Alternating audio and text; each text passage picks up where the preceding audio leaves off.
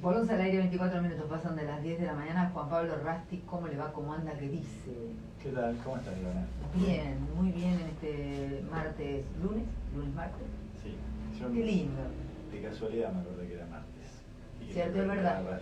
Es verdad que usted cuando le cambian los días se le desacomoda todo. Se acomoda todo. Sí, pero ya se acomodó o todavía está. No, estoy en modo martes. Sí. Ah, perfecto, muy bien. Es lindo tener como 4 días y ya volver a el fin de semana, ¿no? Buenísimo. Nos hace bien, perfecto. Tengo un tema para hablar con usted, que lo venimos hablando siempre, ¿no? Pero a priori le voy a hacer la siguiente pregunta. ¿Quién dijo los hechos de inseguridad siempre tienen una característica propia? Acá en Chacabuco. Es como, me siento como que estoy en Feliz Domingo, ¿eh? Sí, domingo. Paso. Bien. No se le ocurre a nadie. Y supongo que tiene que haber sido, ¿cómo es? Chivinelli, alguien así. El doctor Darío Chivinelli, secretario de Seguridad e Inspección General. Ajá. Sí, tiene una característica particular.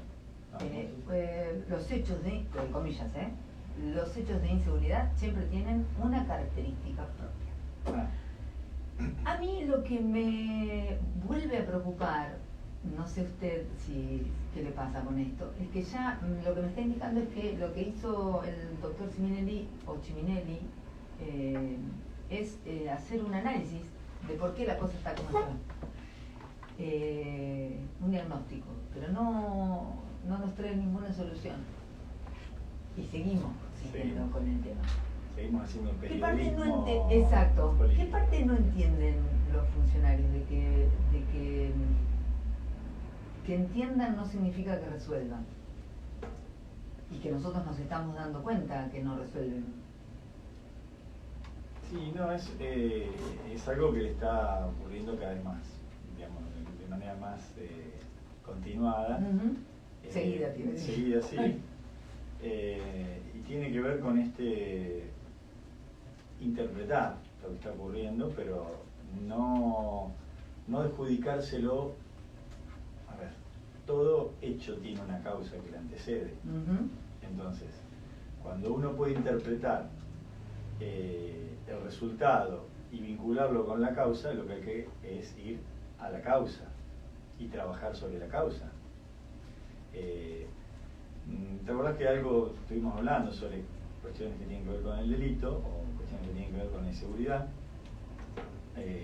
Hay fundamentalmente en esa materia hay algo que es muy importante, que es la prevención.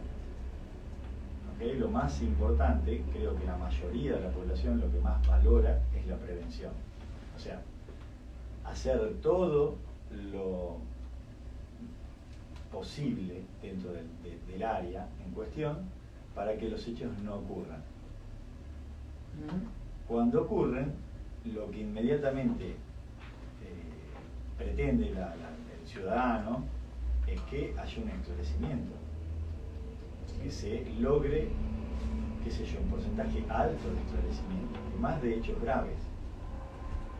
Entonces, en Chacabuco tenemos como resultado hoy que está habiendo una buena cantidad de delitos graves, robos en domicilio, con entraderas, con privación de la libertad a personas, con violencia, con un montón de circunstancias que la gente empieza a tener temor, porque una ciudad chica como la nuestra, que ocurran ese tipo de cosas, empieza a dar temor, de día, de noche, en cualquier momento, lugares céntricos. Y no sé si tenés la misma sensación que yo, Juan, de que los medios lo transmiten como si fuéramos una parte más del conurbano, ¿no?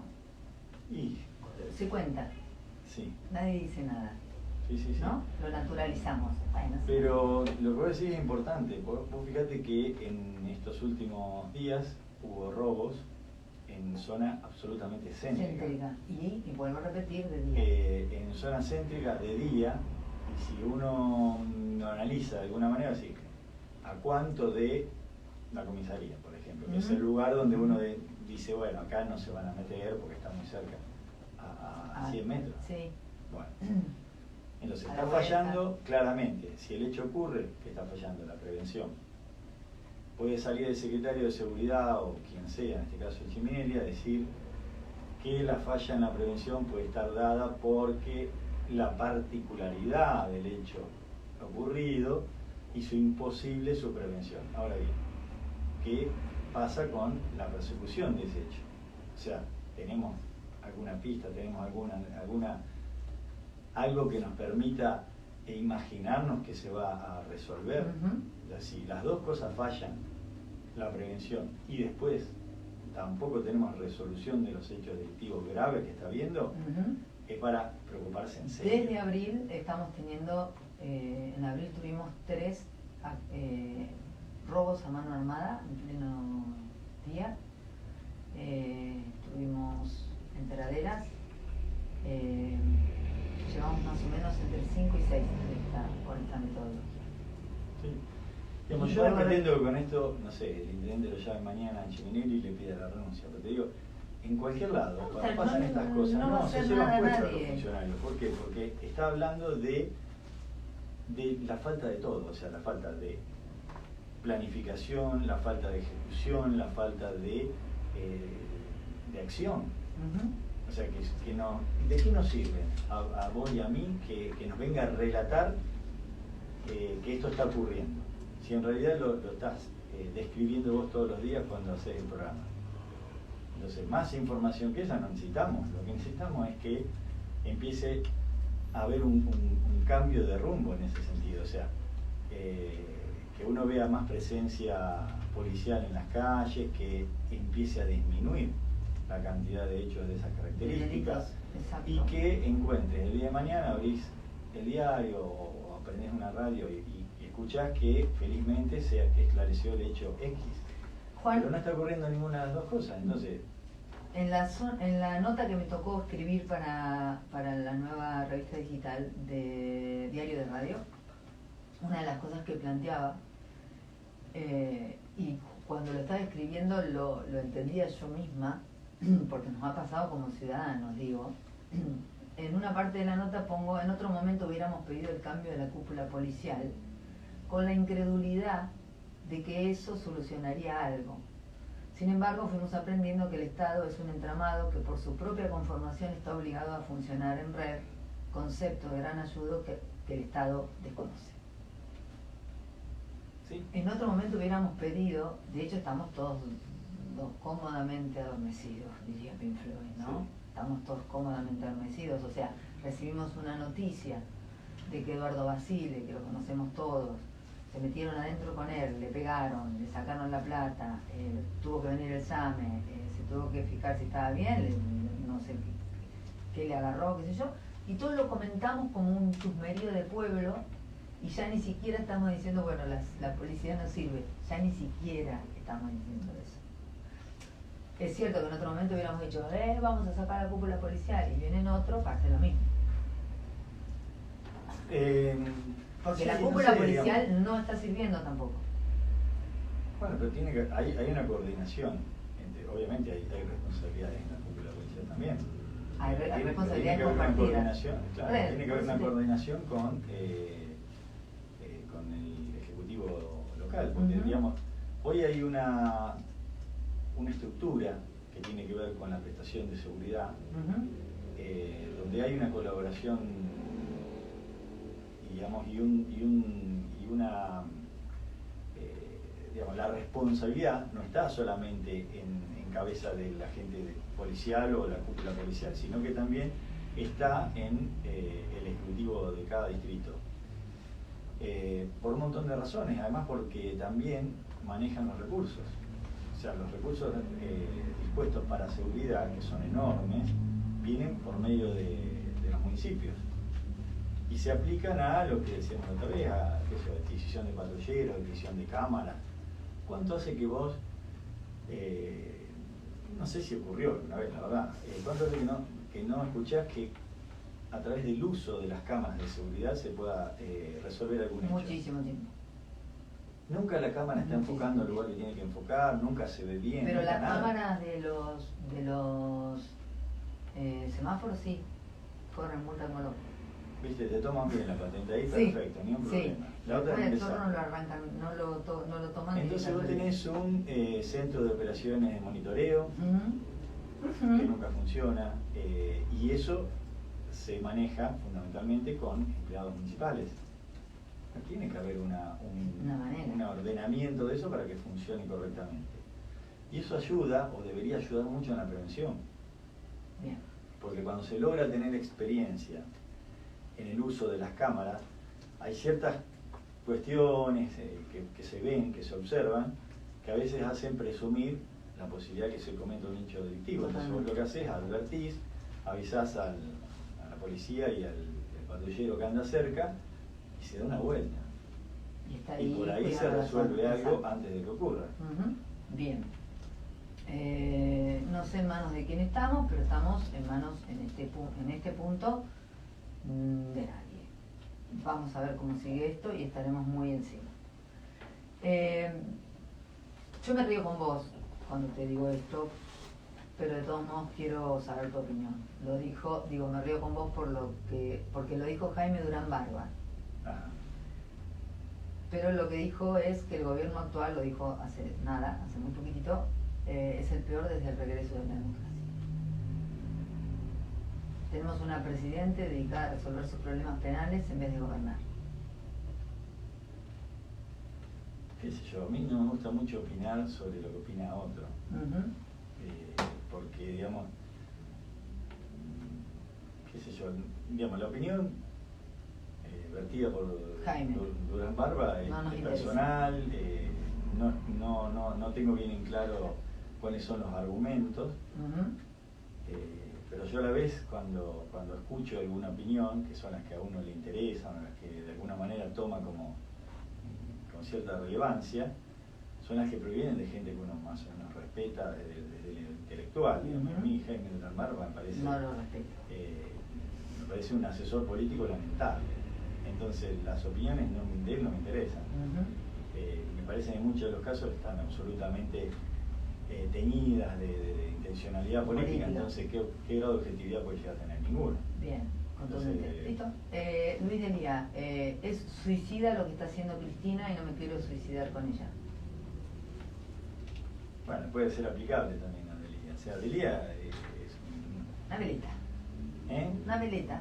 Sí, pero es un tipo que obviamente está dentro de la política. Entonces las opiniones que vierte y demás tienen que ver con cosas que pretende también por lo que dice. En este caso, bueno, quiere pegar a Cristina, bueno, que diga lo que quiera. No creo que Cristina le haya pedido que se suicide con ella, para empezar. No creo. Entonces, pero sí que la pedí en algún momento algo. Y ahora voy a un punto donde, bueno, yo sé que usted es abogado, pero de economía entiende. El Fondo Monetario pide que el gobierno evalúe más rápido. ¿Eso significa que nuestra plata valga cada vez menos? ¿Qué nos está pidiendo el fondo? Sí, digamos, como programa que el fondo te pida que devalúes, no creo que esté bueno, ¿no? Para empezar. O sea, el programa que se firma con el fondo, que más de una vez lo hemos analizado, es un programa que se firma de manera obligada. O sea, vos tenías, se había salido del fondo, con la vuelta con Mauricio Macri, se vuelve al fondo. Nos vuelve a meter, ¿te acordás? Cuando hablábamos decíamos todo lo que nos iba a traer la metida esa. Claro, sí, bueno, ya hace unos cuantos años. Y, ya hablábamos de este escenario con Juan Pablo. Y el escenario era un escenario de un préstamo stand-by, creo que fue, de repago a muy corto plazo, y que prácticamente no le afectaba al gobierno de Macri. O sea, Macri tomó una deuda en el 2016 para empezar a pagarla en el próximo gobierno. Pero lo iba a pagar con un nivel, digamos, muy alto o sea, había que hacer sacrificios muy grandes para poder pagarlo. Entonces lo único que se hizo fue renegociar o extender, porque ahora es un programa diferente, dejó de ser un stand-by, pasó a ser uno de facilidades extendidas, qué sé yo, que es como diciendo, bueno, mira, me debes tanto, pero en vez de pagármelo en 3 años, pagámelo en 6 o pagámelo en 10, con tales o cuales condiciones. Obviamente cuando uno hace ese tipo de cosas, negociaciones con el Fondo Monetario te aprieta un poquito más la clavija, por si ya no te tenía apretado, te aprieta un poquito más, te deja un poquito más asfixiado, con menos aire que te entra, y esas condiciones muchas veces son, fundamentalmente, son tener superávit primario o alguna cosa por el estilo para garantizarse el pago.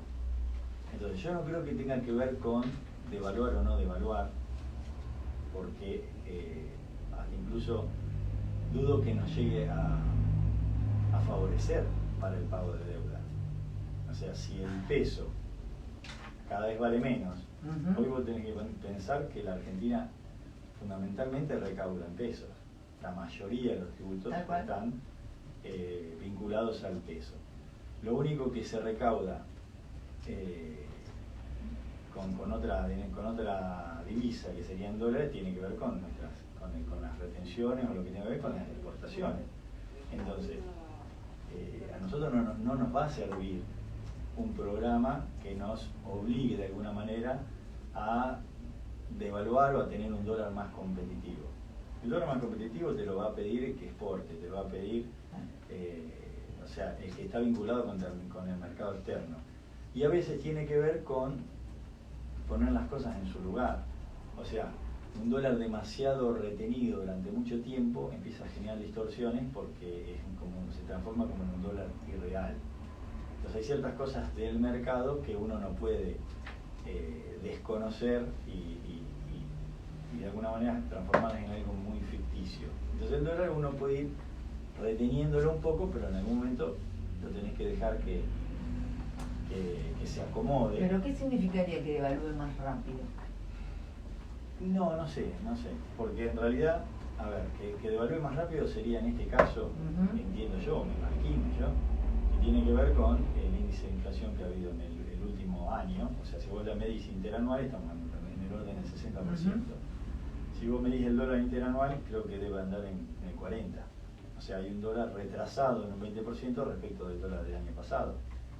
Eso, como yo te decía, perjudica a un sector que es fundamentalmente el sector exportador. Bien. Porque va a recibir menos pesos con cada uno de los dólares que ingresen.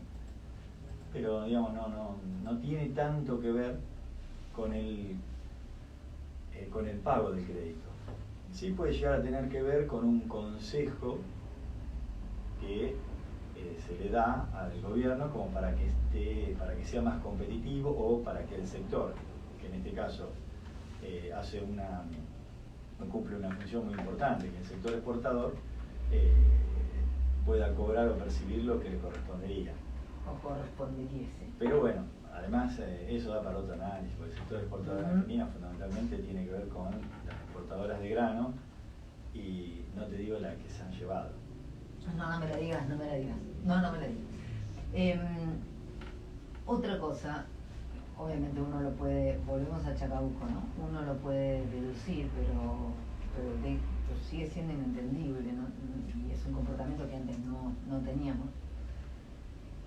La gente que viene escapando de los controles vehiculares. Ajá, sí. No pasaba. Está empezando a pasar ahora. Sí, está. Y terminan chocando. Una constante. Entonces, nada, preguntarte por qué crees vos que, digamos, si uno va con alcohol al volante y lo paran, digamos, cuando uno tiene alcohol las percepciones se deforman y ya sabemos, ¿no? Uno se cree cualquier cosa, de hecho se cree Superman al volante, no sé qué. Pero digo, más allá de eso, porque tampoco es que andan con un alcohol que vos decís, bueno, estamos en una aldea, o sea, ¿dónde vas a ir con el auto si ya te vieron y te pararon? ¿Qué, más allá del pedo que tengas, quiero decir, ¿a dónde querés ir? Sí, ¿Qué nos pasa? Claro, ¿qué pasa? No tiene ninguna lógica. No tiene ninguna lógica por ningún lado. No es, vuelvo a repetir, no es, ¿cómo se dice? El conurbano, que te pueden meter en algún lugar ciego y bueno, listo, le desapareciste a la policía. Se acabó. Estás en pedo, ¿a dónde vas?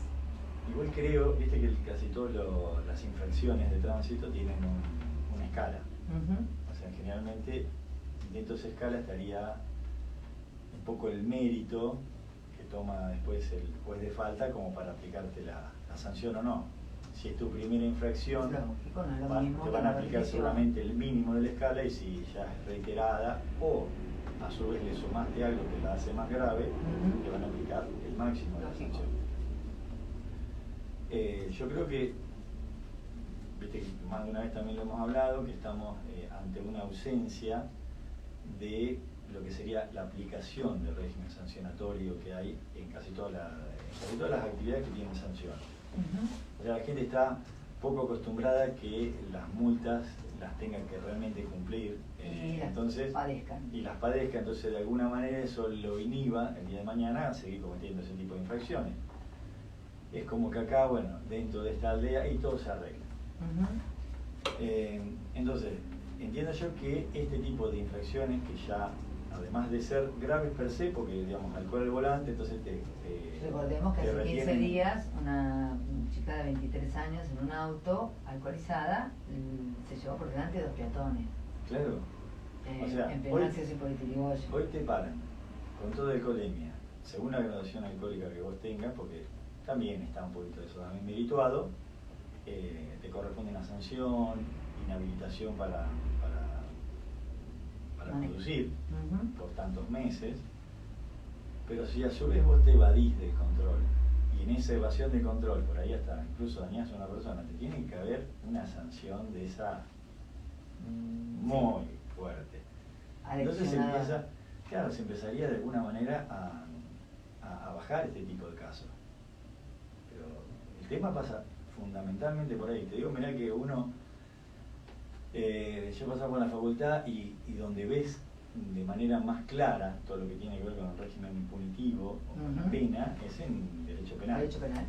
Hay muchísimas teorías. Imagínate que yo de alguna manera en la facultad, porque era un tipo absolutamente reconocido, sigue siendo, era más de la escuela Zaffaroni, ¿no? De la escuela de que la pena tiene que tener un fin en sí mismo, y tampoco tiene que ser, digamos, la típica que a veces se reclama desde algún sector un poco retrógrado como ejemplificativa, y no es necesariamente ejemplificativa la pena, porque si no, si vos te vas a un régimen ejemplificativo, al que lo agarrás lo tenés que dar con un caño para que los otros aprendan, y no es así. En realidad la pena tiene que estar adecuada al hecho que se cometió, y no tiene que ser ejemplificativa para terceros, tiene que ser ejemplificativa en todo caso para el que la cometió. Bueno, entonces cuando uno anda en eso, tenés una percepción un poquito más analítica de lo que tiene que ver, ser un sistema sancionatorio, pero llega un momento donde decís, tiene que haber penas y tienen que ser cumplidas para que empiece a funcionar el sistema sancionatorio, porque si no es un chiste.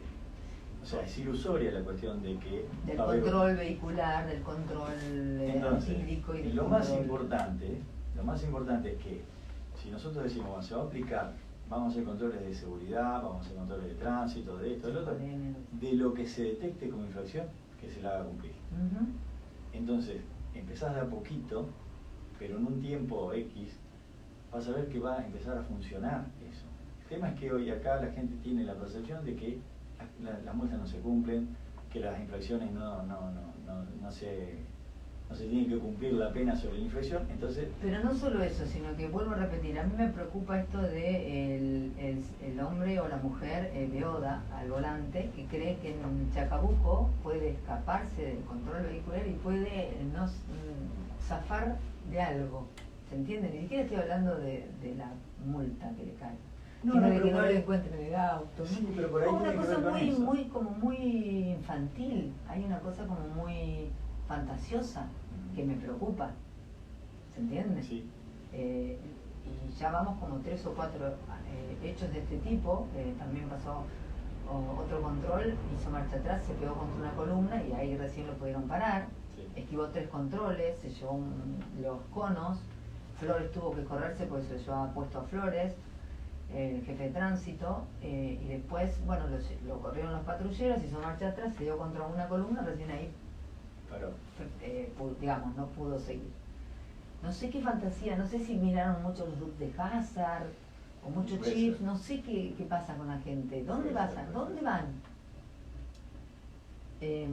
A mí me preocupa, Juan, la verdad. ¿Qué querés que te diga? Sí, pero te insisto, tiene que ver con la percepción de que realmente el sistema es muy permisivo. ¿Entendés? Cuando vos llegas a creer y te entra como naturalizar que el sistema es muy permisivo, pasan este tipo de cosas. Cuando la sanción, pequeña o no, se aplica de manera, digamos, adecuada al hecho cometido, y eso se respeta continuamente, empieza a haber una percepción diferente. Y tengamos en cuenta que ni Juan Pablo ni yo vamos por el castigo, sino vamos por no cometer la infracción. ¿No? Básicamente lo que estamos tratando de es no cometer la infracción. Lo que después se logra es eso. Y justamente lograr eso resuelve muchos problemas. Ahora, resuelve que se maneje mejor, o sea, se transite mejor. Estamos hablando de que compartimos el espacio público con nuestros autos, con nuestros vehículos. O lo compartimos caminando. Y entonces ponemos en riesgo a otros conductores, ponemos en riesgo a peatones, ponemos en riesgo a un montón de gente. Y en Chacabuco, así como nosotros venimos diciendo esta aldea, suceden muchísima cantidad de hechos digamos, de accidentes de tránsito graves, gravísimos, muchísimo. más de los que deberían para la cantidad de vehículos que hay. O sea, realmente, o sea, para que se entienda, si acá viniese, no sé, un suizo y lo compara con una pequeña población suiza de 40.000 habitantes, dice, no puede ser que choquen tantas veces. Pero no me ponga Suiza como decir que ejemplo, sería una locura, porque los tipos no te podrían entender cómo hacían para chocar tanto. Porque creo que en este momento somos una locura para Venezuela. Sí, no, ni hablar, pero digo, no nos tenemos que el tema es ese, que realmente nos tenemos que dar cuenta que en una ciudad donde no hay una cantidad, vos fíjate cada cuánto pasa un vehículo y a la velocidad que debería pasar, no tiene que haber ocurrido, no tiene que ocurrir ningún accidente en ninguna esquina, más allá de que hay esquinas, por ejemplo, sin semáforo. Hay esquinas y hay cosas asesinas. Sí. Pero no puedes llegar a la esquina a todo lo que das. Y bueno, pero eso tiene que ver con esto. O sea, la concepción de que está todo permitido y entonces hacemos este tipo de cosas. Pero sucede muchísima más cantidad de accidentes que de los que deberían suceder. O sea, es atroz lo que está ocurriendo. Fíjate que todos los días hay 2 o 3. Sí, el promedio nuestro por día es 3. Es altísimo. Es altísimo. Y me acuerdo que esta gestión se había comprometido a trabajar mucho sobre eso, que la tenían re clara, que en re poco tiempo la resolvían, pero no, evidentemente ni cerca están. No, y además se está agravando. Sí. ¿No? Porque habíamos como empezado bastante bien y después de varias cosas se están agravando después de la pandemia. Por eso yo insisto que para mí tiene que ver mucho con el uso deficiente o ineficiente de los recursos, porque esta gestión apenas empezó, armó como una escuela de capacitación para agentes de tránsito, tomó, qué sé yo, no me acuerdo, pero eran un montón que entraron a tránsito. Se recibieron, se compraron, se adquirieron no sé cuántas camionetitas, qué motos, qué conito, qué, todos elementos como para hacer controles de seguridad, y con eso iban a empezar a resolver ciertas cuestiones. Yo cada tanto los veo a los controles, pero no han resuelto nada. No, los controles y eso no. Y por eso digo que tiene que ser algo sistemático, tiene que ser algo que tiene que ver con una organización sistemática o sistémica, si se quiere. O sea, todo tiene que estar vinculado con lo otro. O sea, y el sistema sancionatorio tiene que estar en concordancia con los controles.